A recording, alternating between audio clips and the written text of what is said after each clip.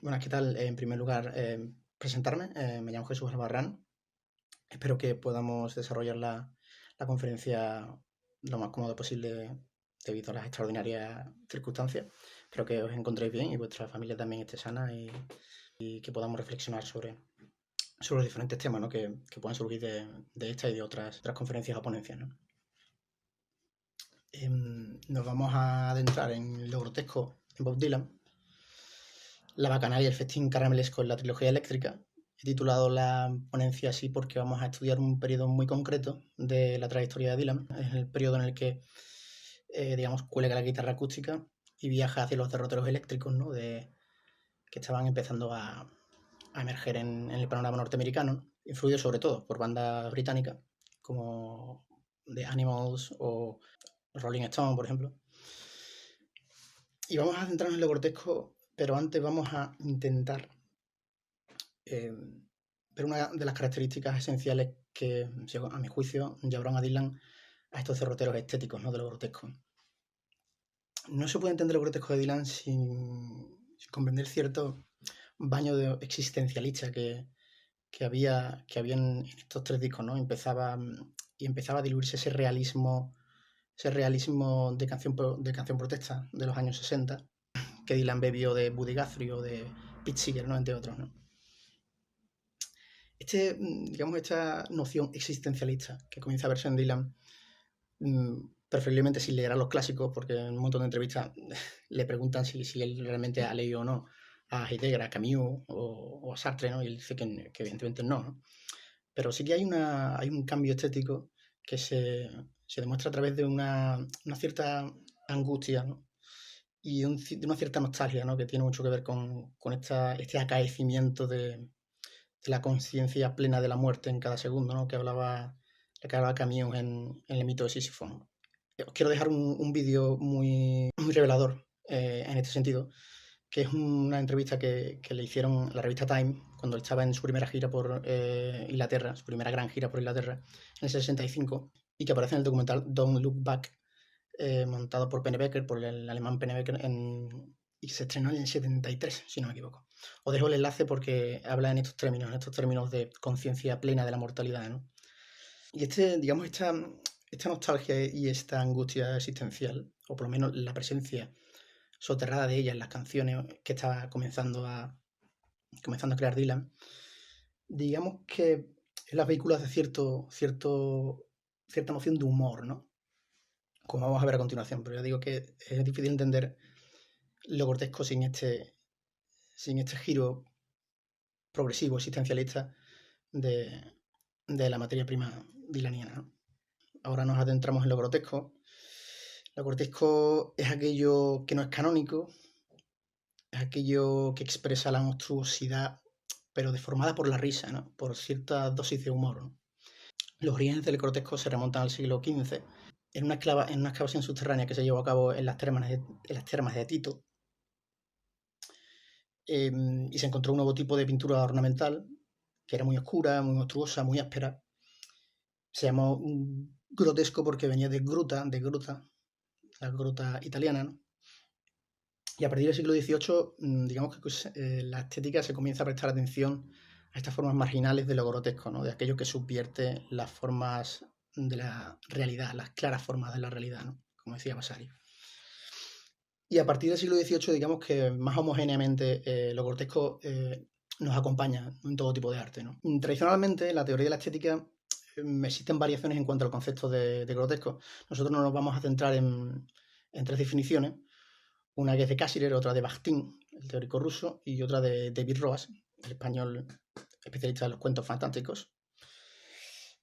Y nos centramos en la de Wolfgang Kaiser al principio, porque es uno de los primeros estudiosos que digamos, analiza lo grotesco de manera transhistórica, es decir, con cierta entidad estética, ¿no? En su libro Lo grotesco, su configuración en pintura y literatura. Me gustaría leeros la definición porque es muy reveladora.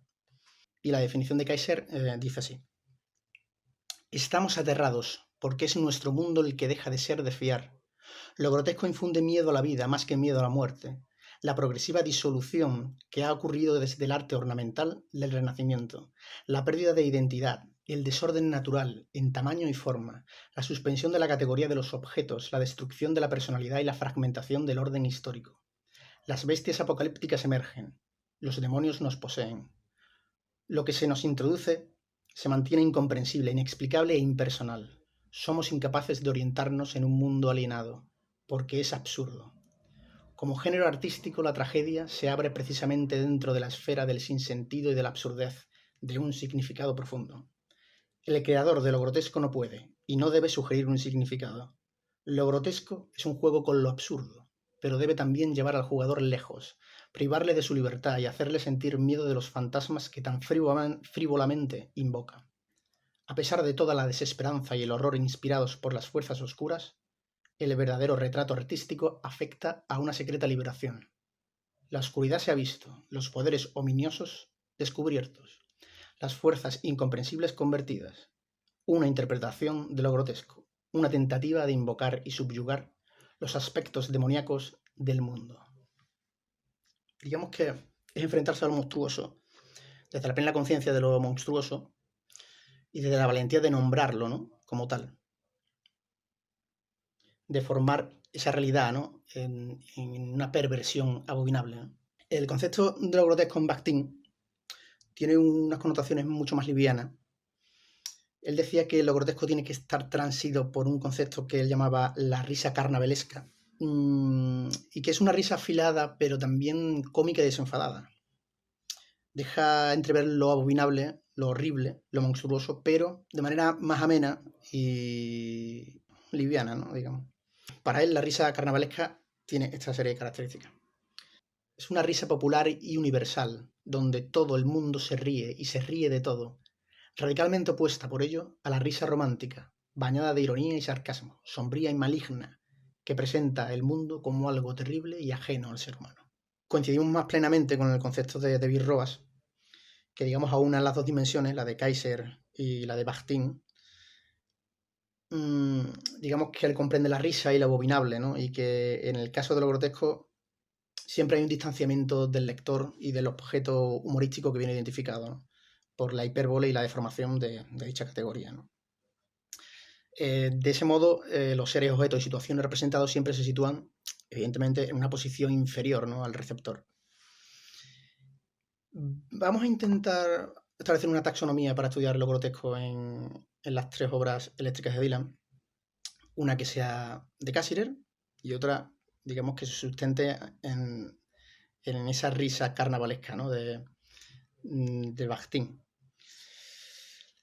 Esta noción de Cassirer tiene un predominio del factor horror y eufemiza un poco el ámbito cómico, aunque puede estar el efecto humorístico dentro de esta categoría, pero siempre, digamos, con un predominio del horror, no de lo monstruoso. Y en el caso de Bakhtin tiene un mayor componente de esa risa amena que desvela incomodidades monstruosas, ¿no?, y desvela incomodidades del ser humano, pero lo hace a través de un humor más acentuado, ¿no?, más explícito. No se puede, efectivamente no se puede confundir lo cómico con lo grotesco. Lo cómico es aquello que no comporta de manera tan descarnada una presencia del horror indecible, ¿no?, de lo monstruoso.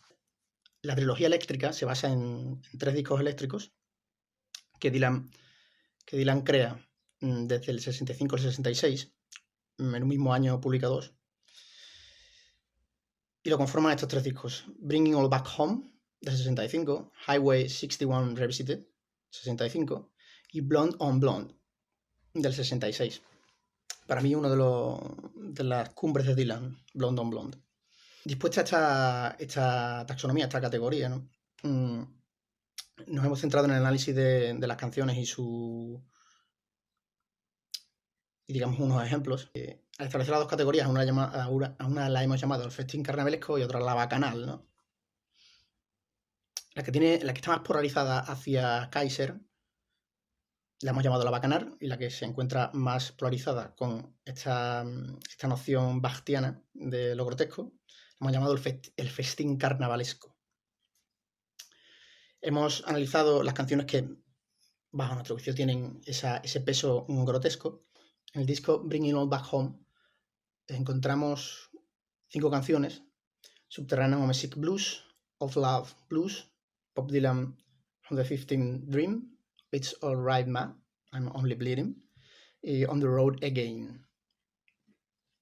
Os he dejado un cuadro en el que podéis observar algunos ejemplos. Estos ejemplos puede ser que no siempre se consideren, no siempre sean totalizantes estos ejemplos, aunque sí muy significativos, ¿no? Continuamos con Highway 61 Revisited, en el que nos encontramos con Like a Rolling Stone, a Tombstone Blues, It Takes a Lot to Love, It Takes a Train to Cry, From a Book 6, o Queen Jane Approximately. Y la última gran, para mí, expresión de la bacanal, que se encuentra en Desolation Road. Y llegamos a Blonde on Blonde, donde realmente el grotesco alcanza su clímax. En Blonde on Blonde nos encontramos con Ray, Day and Woman, Visions of Johanna, Sooner or Later One of Us Must Know, I Want You, Stuck Inside a Mobile with the Menzies Blues Again, Temporarily Like Achilles, Absolutely Sweet Mary Jane, Obviously Five Believers y Sarah Lady of the Lowlands. Teniendo en cuenta toda esta carga en la letra grotesca que hemos identificado, hemos llegado a una serie de conclusiones. Podemos decir que Dylan se interna en esta etapa eléctrica a través del humor y palpando la horrible risa carnavalesca, ¿cierto? Sobre todo en Bringing All Back Home. En Highway 61, su imaginario es cierto que se vuelve más oscuro y monstruoso en las canciones que deja entrever esta noción o esta estética grotesca, ¿no? Para más adelante, digamos, utilizar invariablemente tanto el festín carnavalesco como, digamos, la bacanal, ¿no? En Blonde on Blonde. Y digamos que podemos extraer una conclusión que se desprende más o menos clara, que es que lo grotesco puede considerarse como una de las peculiaridades estéticas de su trilogía eléctrica, ¿no? Alejándose ya así de este realismo propio de la canción protesta de principios de los 60, ¿no? Nada más, muchas gracias por organizar el congreso, a toda la organización, y estoy por aquí para cualquier cosa, duda o reflexión que queráis transmitirme. Y nada, simplemente espero que estéis bien y que pase pronto esta situación extraordinaria en la que nos hemos visto envueltos todos, ¿no? Un abrazo y nos vemos por el congreso virtual. Hasta luego.